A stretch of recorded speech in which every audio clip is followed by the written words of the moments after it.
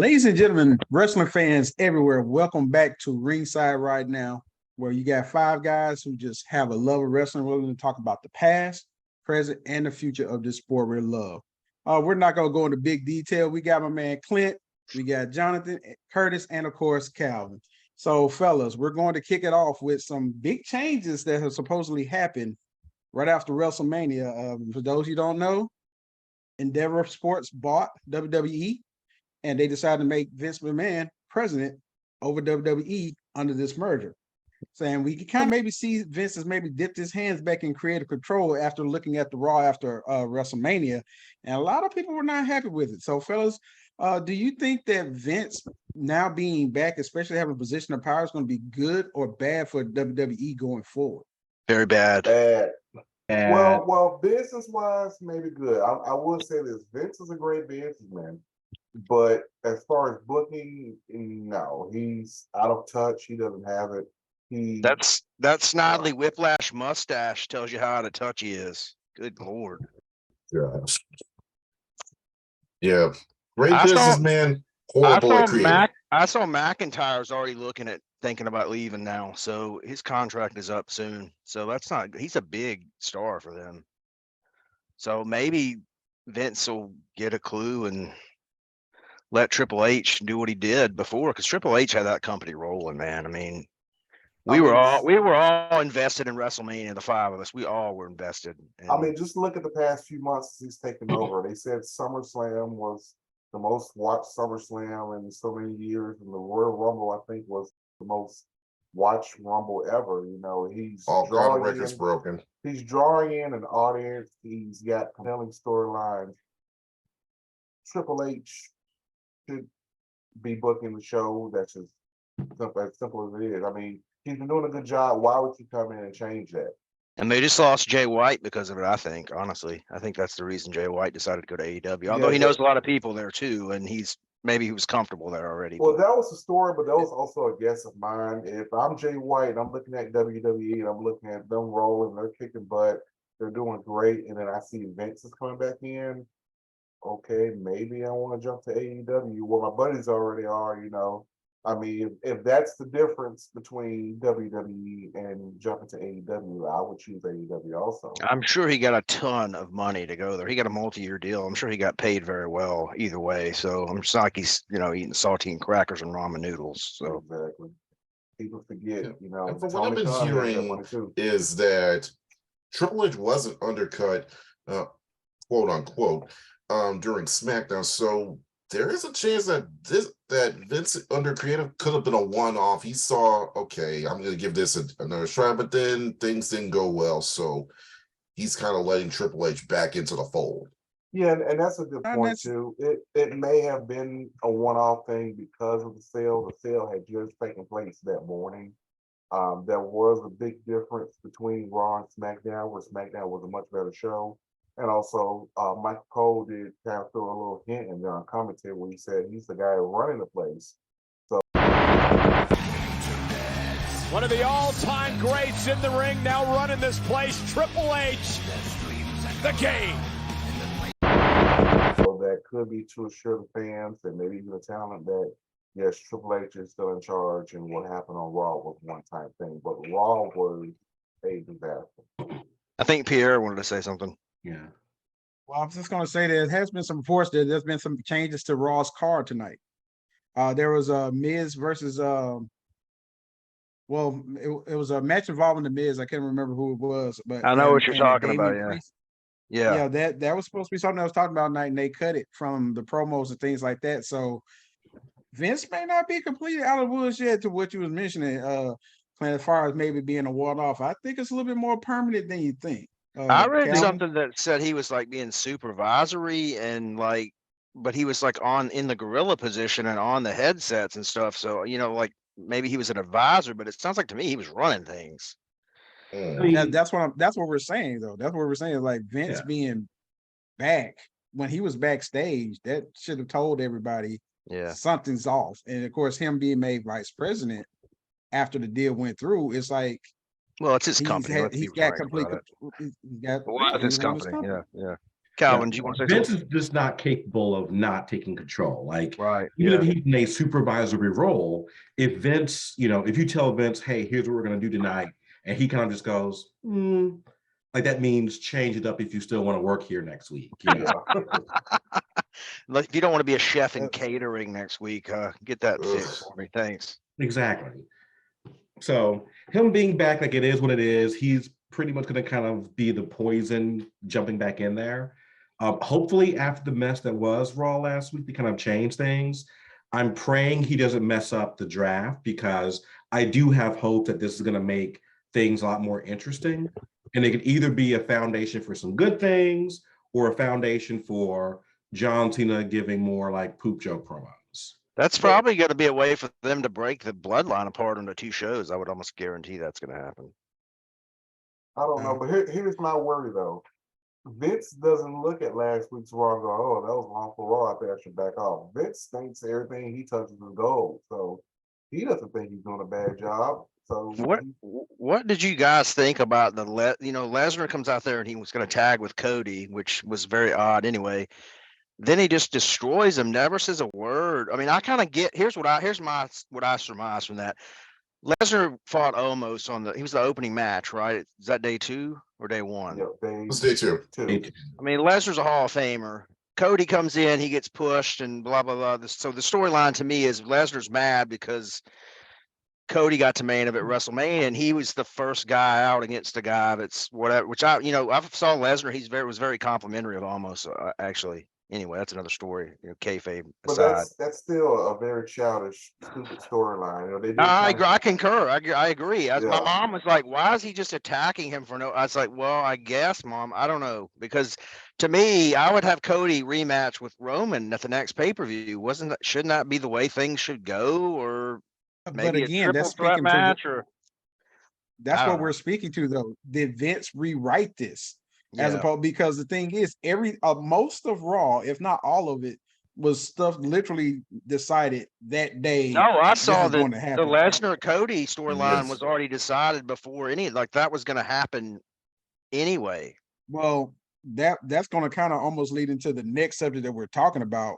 Speaking of Cody, is WWE's decision not to put the belt on Cody from WrestleMania a good choice or a bad choice, especially considering how things have been starting out so far, with the eventual tag to give Cody one more chance at the title, just to get Brock to turn on him and beat him down before the match even starts. Now, granted, so he's still kayfabe still has a chance at the title at some point, but the thing is, has this sudden change, whether it started in Raw or whether it started a couple of weeks ago when it was reported that they had changed their mind about Cody winning the belt and decided to progress all the way up to WrestleMania for the payoff. So what do you guys think about what WWE has done with Cody and what they may be doing with Cody as far as going forward? As far as what they've done with Cody, Yeah. I would say it wasn't necessarily a bad choice to not put the belt on him.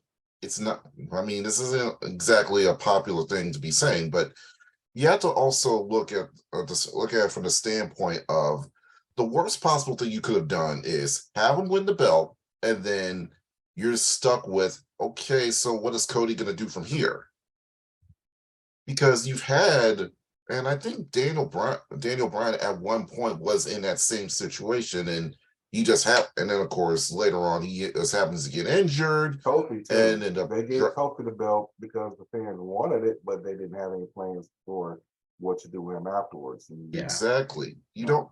I mean, you got a good a plan. You had a good end game to Cody finally getting the belt. Now, what as far as the journey of keeping the belt, what are you going to do from there? And the worst thing you can do is not have any plans going forward. And I believe they probably didn't have any plans at the time, but they probably would have come up with something all the while deciding, okay, let's see how far we can stretch this Roman having the belt thing. And then along the way, we can say, okay, we got an idea for what Cody will do once he gets the belt. I think they're trying to make Roman Bruno Sammartino or something and just let him keep the belt forever. I don't think Cody's ever going to get the belt now. I really don't. Well, I think they want him to get to at least 1,000 days. But here's my thing, and maybe later down the line we'll look back and say, "Oh, they did have a plan. Oh, okay, it worked out." But looking at right here, right now, I don't feel it's a good idea because you had all this buildup, you had all this hype, you had Huge built-in buildup. story. You had a built-in story that started last year when Cody Yeah. debuted last year, and he showed up the Monday after WrestleMania, and he's got the video of his dad, and he's talking about how he wants to win the title for Dusty. It hyped you up right there and there. I said last year, oh, next year he's going to Mania and he's going to win the belt. And then to be the guy to beat this long, almost unstoppable reign of Roman Reigns and to bring down the bloodline, you know, especially with Sammy and KO winning the tag belts, it all made sense. Okay, it's the downfall of bloodline. This is the rising of Cody defending the Rhodes name. It's two storylines built into one. It would have been the perfect ending for Cody to win at WrestleMania. And I mean, even watching live, when Cody got pinned, it just took all the life out of the building. It was like when the streak ended. When the streak ended, the building went silent. And I know this because I was there live when it happened. I was there too. You know, I had my hands up like this. I looked behind me and everyone was doing the same thing. That's like when we saw Omega lose it all in to Pac, and we were all like, what just happened? What did we just watch? But on a bigger scale. A much bigger scale, obviously. Much bigger scale. I don't think it's, and again, maybe, you know, a month from now or a couple of months from now, we'll look back and say, okay, we get it. But I don't see how they could build up to a bigger moment than Cody beating Roman at WrestleMania. He can win at SummerSlam. He can win at the Royal Rumble or Survivor Series. Nothing's going to add up to WrestleMania. Only thing I can think of is like one of two things. Like either Cody's injury messed up the storyline timeline they had. So like this would have happened at like SummerSlam or some like, you know, a major but slightly lesser pay-per-view. But then WrestleMania is Cody Rhodes 2 to like make it really happen. But how so? Because I mean, to be honest, anything Cody did between Hell in a Cell with Seth Rollins and between the Rumble wouldn't have mattered. It would have just been keeping his name out there. All you needed was for Cody to win the Rumble, for them to have this build up to WrestleMania, and for Cody to win. He was number 30 in the Rumble. I mean, it was like, look who's going to win, guys. Look at this. This is the main event at WrestleMania. And then he gets 3 crossroads on Roman Reigns. I'm like, he's going to win. He's going to win. And no, he's not. I mean, it took the life out the match. It took the life out the whole event for him. It was a tremendous match too. It was a great match. Incredible match. You have people. It's to the point where people are going, "Oh, that was a horrible WrestleMania." No, it wasn't. It was a horrible ending. No, Mania was great. It was great. But people are going to remember that main event finish. I guess we'll see what happens with this Lesnar feud if he gets buried and like John Cena did by the Undertaker at WrestleMania that 1 year and 2 minutes or whatever. Ugh. I mean, we'll just have to see. Maybe they're building it up so he has to crawl through broken glass to get to Roman again, and it's just that. But I'm with you guys. You had the ball. You had the ball and the tee. All you had to do was hit it. So what are they going to do? They're going to build up to next year's WrestleMania because SummerSlam isn't going to be it's not going to be that moment that WrestleMania would have been. No, not at all. They're going to redo the build up, but the main event's going to be at like Crown Jewel.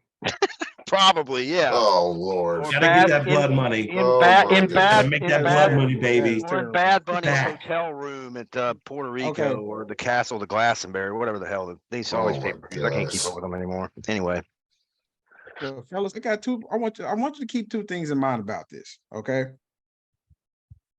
if this storyline was actually put together by Triple H, who did Triple H learn best from? Dusty. Storylines and It's gotta be Dusty. Dusty, right? Absolutely. So what made Dusty so endearing as a wrestler? Him always chasing after the belt and coming up short. That's right, baby. The chase. Oh, that's right, baby. So keep that in mind. What if Cody and his great team maybe it's worked with Triple H to say, hey, well, Cody never won the belt in AEW. Got the title. Maybe but what I'm saying is, but WWE is a little bit different. You know, it's like, yes, you can go to a certain league. I mean, like you could play pro ball and say in Europe, but what's your ultimate goal? You want to play ball here Yeah. in the United States. So Cody winning in other promotions, things like that, that's great. No, he never But won the it's- belt in AEW. He never won the title. But that's He gets- what I'm saying though. But Maybe he doesn't that need would the be title. great Maybe he doesn't then. want it. I mean, that But was what- by but choice. Yeah. It was by choice, exactly. He did that. But like I said, just keep that in mind. What if this is all part of a Dusty? What is the ultimate Dusty booking to actually give his crown jewel of the whole Rhodes family in The- wrestling? The schoolboy roll The up. baby boy, but no, getting that ultimate high. Because Oh, yeah. remember, we love Dusty when he always come up just a hair short of beating Flair for the title. Yeah, but Or Dusty something won like the that. world title. We were so invested in Dusty that even through his losses, we were with him. So maybe Yeah. they're trying to do this with the ultimate payoff being Cody finally winning the belt. Maybe they are. Maybe they're just So- building up to a huge crescendo and we all pop immaculately and cry when it But- happens. But maybe they're just going to bury him. I don't know. He is AEW. Remember what happened to Sting? You know Just what? saying. Well, If and they do that's that and they make it as big a moment as we hoped that WrestleMania would have been, I'll go back and apologize. I will say, okay, I'm sorry, should have done Triple H, you got it. I just don't see it right now. Yeah, Well, and that's one remember last who point. said- I'll say this. Mm. Go ahead. And I also Curtis. want to add that remember Heyman's hips during the post WrestleMania press conference said it himself during like the third ending. If you turn it was the whole baseball analogy Third quarter. during the I think third he said inning. it. Yeah. What did you say earlier today? We're in the third inning. Yeah, if this is baseball, we're just in the third inning here, man. There's so much left to do. We've said it for a long time. We're just scratching the surface. So third that's inning, basically that's so you're only a third of the way there. right. Well, I'll leave this last point on this topic. I am a finance major. When you buy stock, you hold it to Till its you- highest value before it starts to drop to sell it. Let's hope that they have a plan. This storyline with Cody, they can push it maybe a little further to get to the top and have it pay off before fans start losing interest. I hope so. So I hope so. we will see. We will We'll see. definitely Now, see. I want them to succeed. I want any wrestling promotion to succeed. Yeah, I want them I all hope to so. succeed. Yeah, absolutely. Because that gives us something to Exactly. talk about. wrestling benefits when those type of things can happen for any promotion. That crescendo where fans get into it, wrestling ends up winning as a whole. Yeah. So let's just hope they continue that on. And speaking of ambition and being able to sell, AEW's All Out 2, they're going to be in jolly old England at the Wembley Stadium. A good show for a Hello. pay-per-view, not a premium live event, an actual pay-per-view. Wembley Stadium has got to be one of the biggest stadiums you could ever put in any type of event in. I mean, boxing matches, soccer, of course, things They had like that. SummerSlam there one time, And- didn't they? Yeah. Back in the day, back in the 80s. Yeah, they 90s. did. Yeah, they did. legend has it was the So- SummerSlam you thought you'd never see. Was that Brett versus Bulldog? Right. Yes, it was. Yes, yeah. Absolutely. Yes, Tremendous, it was. tremendous They match. allowed him back to get the then. Intercontinental title. But back to the subject. With AEW, maybe on a couple occasions being able to sell out arenas from a decent size, do you actually think there's enough fanfare across the world, especially in England and maybe the United States, people coming over to visit? Is there enough interest there to possibly have AEW sell out for all in too? What's the biggest place they've ever had in Chicago? Is that the largest arena or the Arthur Ashe? Is that the I biggest? think it may have been Chicago when Punk showed up. That 25,000 Yeah. people? Yeah, 20,000 in Yeah. the United Center. Okay, first of all, you're in England, so who's gonna headline? Jamie Hayter? I mean, is she gonna sell tickets? Well, it doesn't have to necessarily be an English wrestler, and they have someone with enough popular worldwide appeal. It could be anyone. 90,000 seats? You think they can sell? I mean, Okay, 90,000 seats is a So lot I of pulled seats. it up. WWE 1992 SummerSlam, 80,000. That's what they're saying. Do I think AEW is going to get 80,000? Absolutely not. Michael Nakazawa versus somebody you could go. I'm hoping. Absolutely. Brandon Cutler and Micro Nakazawa That's against 50,000 right there. the Bloodpool Combat Club's I'm gonna sell hoping tickets. I mean, if they come up with at least, I would I say hope they do. 60. Yeah. You know, that's a good showing right there. And I'm hearing that the pre-sales are already up to 25,000. They should have had Forbidden Door there instead or something like that. They should have had like an all, if it's going to be all in, like different promotions other than them, fantastic. If it's like the original all in, where maybe they could bring in Impact, New Japan, and other promotions. That would You'll sell. sell 80,000 Yes. tickets to that. Absolutely. Or Yes. I think. or CM Punk. If they bring Yeah. in CM Punk, that'd be the only person to make it I'm not. and that let's say, newsworthy for people to come. let's Versus say MJF. maybe not MJF, maybe Punk Omega. and FTR or Omega. Punk versus Omega, or Punk and FTR versus the Elite. One of the They young can bucks. come, they're one going to of the- come. If Sorry, they go ahead. have the right amount of people, they'll come close. But I don't think they're going to sell out because. I mean, they're not going to sell out, and it's not going to be 80,000 like WWE. No. 60, 50, I 50 still to think 60, you come I'd say. close. That's They a can lot of come tickets. close. It's That's a lot on of 45. tickets. It's gonna be under 50,000. I don't even think they're gonna pull 50. That's a lot of Not tickets, man. if it was Well, more I'm being- United I'm being States very type of hopeful. seating, I could see that, but not overseas. I think in the that's the U.S. only too. thing. Yeah, I It's gonna be agree. I overseas. agree. Or the U.S. or Canada maybe, but I mean England. I mean, it's And very England is ambitious. I give Tony small. Khan credit for having Yeah, big it brass is. balls. He's because- got guts, but it's Um, not going to happen. Like we'll go to WrestleMania, but that's because we know the production, the event, the events Right. around the event. You know, that entire Right. weekend. Well, Right. you also have to Before keep in mind, WrestleMania. they don't get a lot of big events over there. When was the last time WWE had a huge show? Plus, there? with Okay. COVID, I mean, with they had, like- COVID ending and everything, maybe they will sell that many tickets because there'll be an event that people can finally go to. One thing I will say about AEW, their pay-per-views are pretty damn good, honestly. Yes. There may not be much Unfortunately, build up yeah. or storyline or whatever. The matches are fantastic. And I think people will show up for that, especially again, it's in the UK. They don't get a lot of big, WWE or big name promotion events there. They don't get New Japan events there that I know of. The last two big WWE events that came there were Clash of the Castle and SummerSlam '92. So, if I'm in England, I'm jumping on the opportunity to go to a show like it is WrestleMania. It might as well be for me. Maybe So, Conrad yeah. can have a StarCast there and charge everybody $10,000 a ticket for. Ugh. A different story for a different time. We've all dealt with that before, anyway. Oh boy, don't even get me started with that. But I mean, it's ambitious, but if they book it right, they can get close to that amount. But yeah, unless it was more outside of say Pac, Jamie Hayter, and maybe one or two other folks, you really don't have a large British presence on AEW card to where fans come out like they did for Davey Boy when he was wrestling Bret Because Hart they're all back in in SummerSlam. WWE.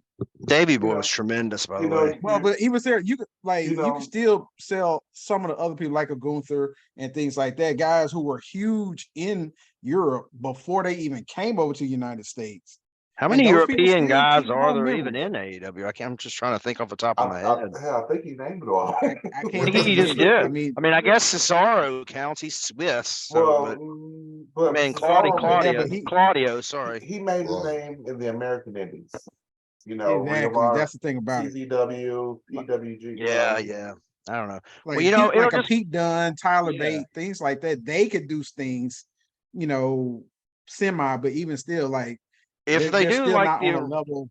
if they do like the original where it's everybody almost like a forbidden door where all the promotions are there, I think they got a chance. If it's just an AEW card, Yeah, because No. that I'm way with they you. I'm they with can you. bring in David Boy 40,000 Jr. is that would be awesome. Why don't they sign him? He's good. I don't. They sign everybody else. David Boy Jr.'s good. Harry Smith Because is a they good got wrestler. too many people already. So, but That yeah, doesn't stop him from 50,000 signing seems True, like true. I think it's doable. 50,000 is doable. Yeah, I do. But I 50,000 don't is think doable, like you 80,000. said.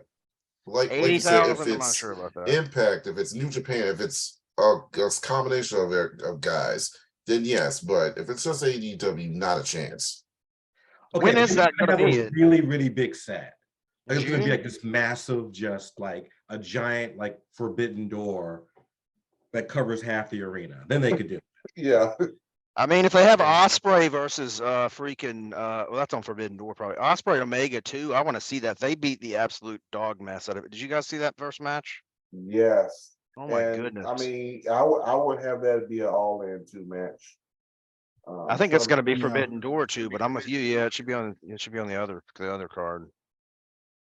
Yeah, there definitely, yeah, there'll definitely be some interesting matches from Forbidden Door based on how the next couple of next couple of events actually pan out for AEW, because you may get a big rematch.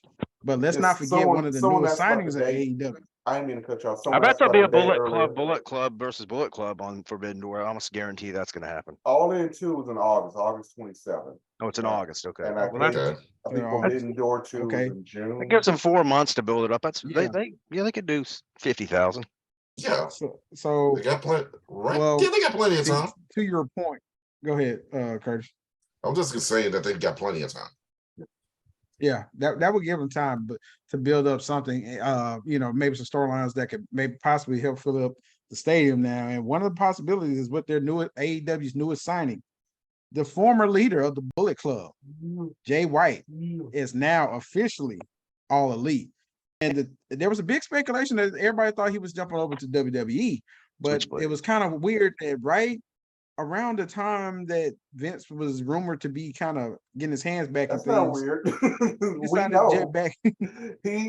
he saw that and ran the other way, and I would have to. I don't blame him. Right. So the question is, was this a big loss for WWE versus a big gain of AEW? And what kind of direction do you see AEW actually taking Jay White in now that he is All Elite? Was it a big loss for WWE? No, because they've got plenty of talent. They have an entire developmental roster still bringing. No, I agree. Yeah, I agree. Not WWE would be fine. It was a big game for AEW, big win for them. As far as what they're doing, while everyone else kind of speak on it, because I've got some ideas about what they're going to do with Jay White. Go ahead and talk about it, man. I don't know what they're going to do, because I don't think Tony Khan knows what he's going to do. Well, I will say that yes, a huge win for AEW, not necessarily really a loss for WWE, because, like you said, they got talent, and of course they're going to find it. Now, of course, if they know what to do with it, that could be a whole nother thing. But they know talent, they're going to find it somewhere.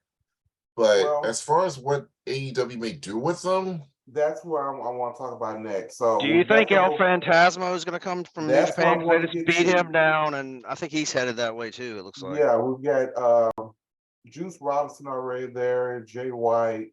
El Phantasmo got kicked out the Bullet Club. Jay White's doing his whole black and gold thing. I think we're seeing a second Bullet Club. You notice he didn't do this, right? Yeah, they're doing this now. Yeah, okay. So maybe it's Bullet Club Wolfpack. I don't know. I just think it's cool that we have a Bullet Club in New Japan. We have a Bullet Club in Impact, and we're about to have a Bullet Club in AEW. It's like a worldwide takeover Bullet Club, and I'm all here for it. For years now, we've been saying that the Bullet Club angle is getting kind of stale, but just think of an angle where they're taking over worldwide. They're multiple companies. Exactly. What about a Blood and Guts Bullet Club versus Bullet Club? That'd be pretty cool. I'd watch that. That would be cool. That's called Shut Up and Take My Money. Yeah. I'd watch that. I would. That'll sell some tickets in Wembley. I think, Calvin. They're forming an actual Bullet Club World Order. Exactly. You got Bullet Club guys in WWE too. I mean, it's like. But here's the thing, though. In WWE, you got Bullet Club guys, and they kind of hint at it, but they can't use the name Bullet Club. You got guys actually using the name Bullet Club. In Impact, Ace Austin and Chris Bay are actually Bullet Club. And Jay White came out. He had the Bullet Club logo behind him, right? And so did Juice Robinson. They had the Bullet Club. They're actually Bullet Club. There is no tiptoeing around it or anything. It's actually Bullet Club. So. El Phantasmo is a tremendous wrestler, by the way. I saw him wrestle at Warrior Wrestling one time, and I didn't know anything about him. That guy's good. Yeah, I saw him in Impact. That was the first time I had seen him. Real good, yeah. I can't remember when he wrestled, but yeah, he is really good. Pierre, what you think? Well, I mean, first of all, just the fact that, I really hadn't seen a lot of Jay White until the four-way for the IWGP title. When I saw him, and like he was a good wrestler, and I had been hearing things, but I really hadn't watched it. But given that anything Bullet Club, and a lot of AEW fans are like real smart wrestling fans as far as knowing outside of WWE and AEW. So of course, seeing how hyped they got to see that he's officially All Elite. And of course, it just opens up so many avenues you can take. You got two former leaders of Bullet Club that probably will end up fighting, the Elite versus the Bullet Club, and for control of the Bullet Club, with Or Omega they could and Jay join White. together. They could join together and fight Blackpool Combat Club also. There's some possibility. I mean, there's a lot of like I said, there's possibilities, a lot of ways you can go with Yeah. this. If you really book it right. And that's the one thing I'm afraid of when you're dealing with Tony. He's doing everything himself. And I think sometimes he's just doing too much and needs to trust some of it. You can have a final say, but you don't have to book every single match yourself like you're a fan, because as much as you're a fan, you still have to worry about the business. Do we know who's on the? Do they have a booking committee over there, or is it just I don't Tony? think They they don't. do. Tony. I'm not even Tony. sure.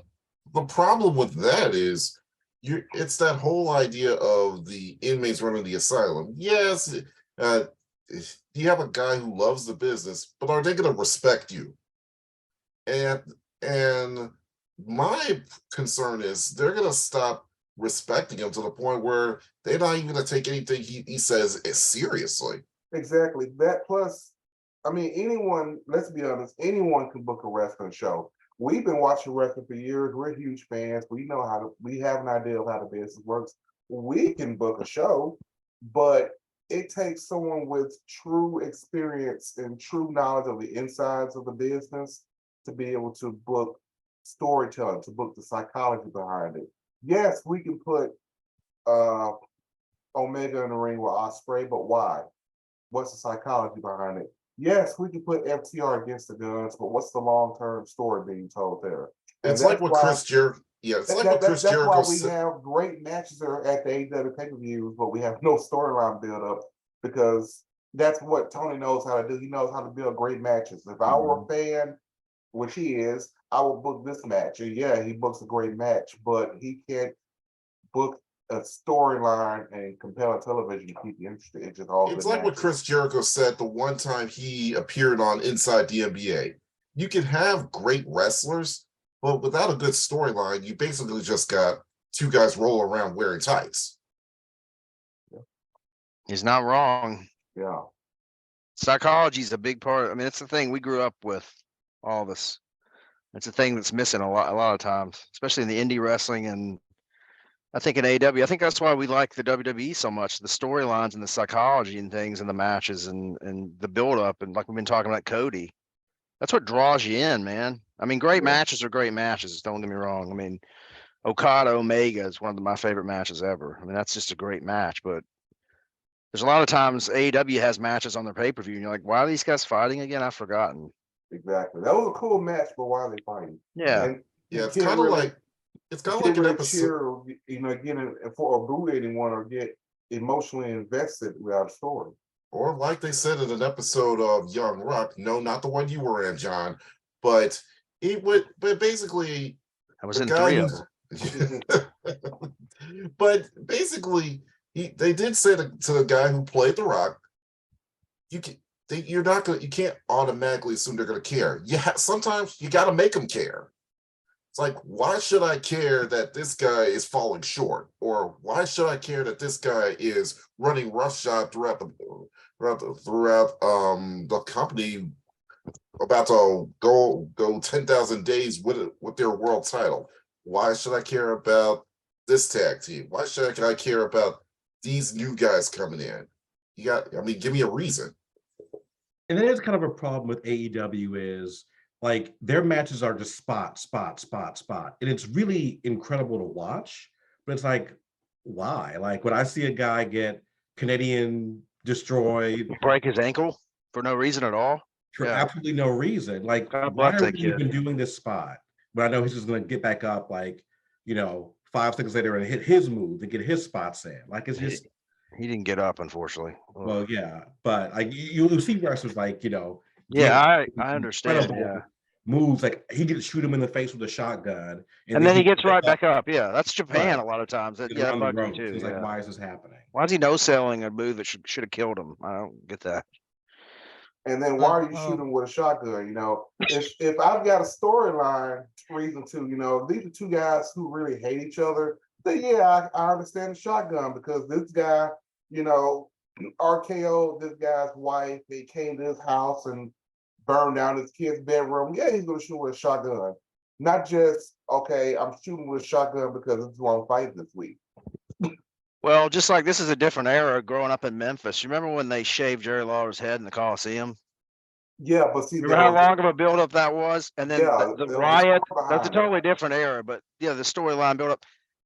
They almost tore that cage down. They wanted to kill Austin Idol, Tommy Rich, and Paul Heyman, who was Paulie Dangerously then. But and that's just to the point though.